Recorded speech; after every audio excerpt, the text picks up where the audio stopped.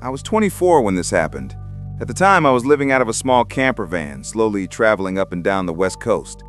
It was the kind of lifestyle where you either stayed in small towns or camped out in the wilderness. And for me, the forest always felt safer than parking lots in cities. Something about being alone in the woods felt peaceful, even though it could be creepy at night. At least out there, I didn't have to worry about someone stumbling across my van in the middle of a crowded street. That week, I was cutting across Washington, taking my time between two bigger cities. I stuck to back roads, pulling off on dirt trails when I could find them. On this particular day, I turned down one of those trails, deeper and deeper into the forest. I passed a couple of small pull-offs, all empty, and kept driving until the road ended in a large clearing. There was nothing scenic about it, just a wide circle of dirt surrounded by thick trees. But it was quiet, secluded, and even had a stone fire pit in the middle. To me, that was perfect. The rain hadn't stopped all day. It was spring in Washington, after all. I parked, leveled out the van, and opened the side door to get some fresh air while I cooked on my little propane stove. The rain drummed steadily on the roof as the light outside faded. By the time I finished eating, the forest was wrapped in shadows, the last of the daylight gone. I closed the side door to keep the water out and cracked open a small back window instead. The sound of the storm was heavy but strangely calming.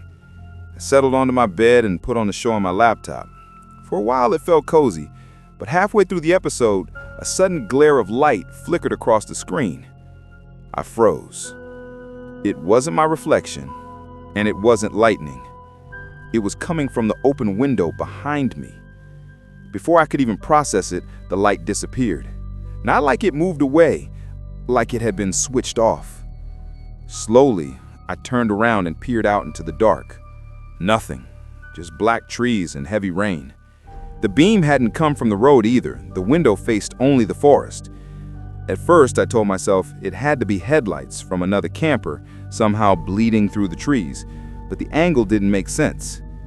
Maybe there was another trail I hadn't noticed? I strained to listen, but the storm drowned everything out. There was nothing I could do, so I turned back to my laptop, though my nerves wouldn't quite settle. Every so often, I glanced at the windows, convinced I saw something moving or heard faint noises under the rain. But every time, there was nothing to confirm it. Eventually, I told myself I was just overthinking. By 11, I turned everything off, drew the shades, and climbed into bed. Usually, I fell asleep right away. But that night, no matter how I shifted under the blankets, sleep wouldn't come. The thunder made it worse. It cracked so loud it shook the van, rolling endlessly above me. Hours passed. And then, through all the noise, something else broke through. A sound that didn't belong. It was faint, but clear enough that I knew I wasn't imagining it. Something had moved outside. It sounded like running. Quick steps through wet ground, then the sharp crack of a branch being kicked aside. My heart lurched. I sat up and pressed my face close to the window, trying to see, but it was pitch black. I couldn't even make out the ground below the glass. The longer I stared, the heavier the dread sank in. It was the feeling that someone was out there, watching me. I dropped the window cover and sat frozen. Maybe it was an animal, I told myself. But only a minute later, a voice broke the storm. It was low, rough, and male. A whisper, but loud enough to cut through the rain. He was talking to someone else. I couldn't make out the words, but I knew what I heard. My whole body went stiff. I didn't move. I didn't even breathe. If I opened a curtain, they'd see me. And if they hadn't seen me already, they could at least guess someone was inside the van. That alone made it terrifying. For a couple of minutes, there was only rain again. Then came another sound. Plastic bending. Weight leaning against the sliding door. Someone was right outside. And then, knock. The sound was soft but deliberate. 3 knocks. A pause, then another set.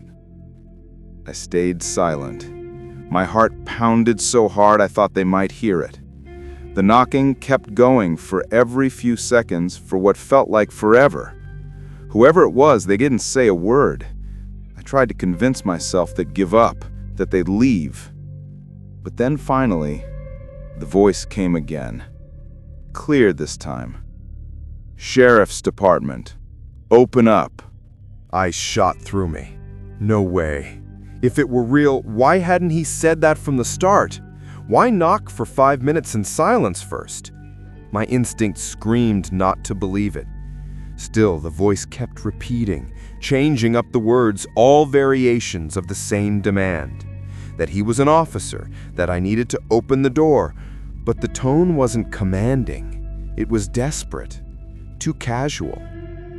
I slowly lifted a corner of the window cover, just enough to peek out. Through the rain-streaked glass, I made out a dark figure moving near the side of the van. No badge, no uniform, no flashlight, just a man in the shadows.